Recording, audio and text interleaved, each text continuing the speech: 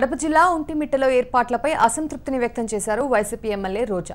భక్తులకు కనీస మంచినీటి వసతి కూడా కల్పించలేదన్నారు. టీటీడీ టీడీపీ సీఎం చంద్రబాబు నాయుడుకు భజన చేయడం మినహా భక్తుల సమస్యల పరిష్కారంలో విఫలమైందని మండిపడ్డారు.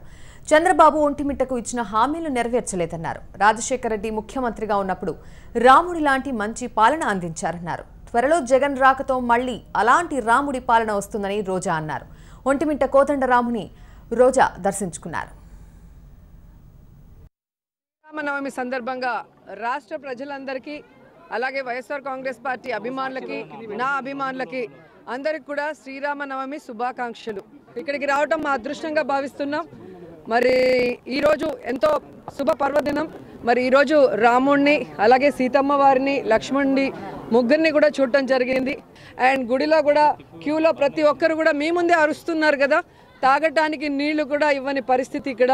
మరి ఇక్కడున్న ప్రజాప్రతినిధులు ఎమ్మెల్యేలు కానీ ఎంపీలు కానీ మరి ఇక్కడ ఉన్న ఈ భక్తులకి ప్రభుత్వం ఇచ్చినా ఇవ్వకపోయినా వాళ్ళైనా చేయాల్సిన బాధ్యత ఉంటే మరి వాళ్ళని గాలికి వదిలేసి భక్తుల్ని ఎక్కడికి వెళ్ళారో నాకు అర్థం. సో మా కష్టాలన్నీ నెరవేరి ఈ రాష్ట్రం సుభిక్షంగా ఉండాలి, ఈ రాష్ట్రంలో మళ్ళీ రాజన్న పరిపాలన వచ్చే విధంగా శ్రీరాముల వారు సీతమ్మ వారు అలాగే లక్ష్మణుడు జగనన్నని ఆశీర్వదించాలి. మమ్మల్ని అందరినీ కూడా ఆయన వెనక నడిపించే ధైర్యాన్ని బలాన్ని కూడా మాకు చేకూర్చాలని మనస్ఫూర్తిగా కోరుకుంటున్నాను.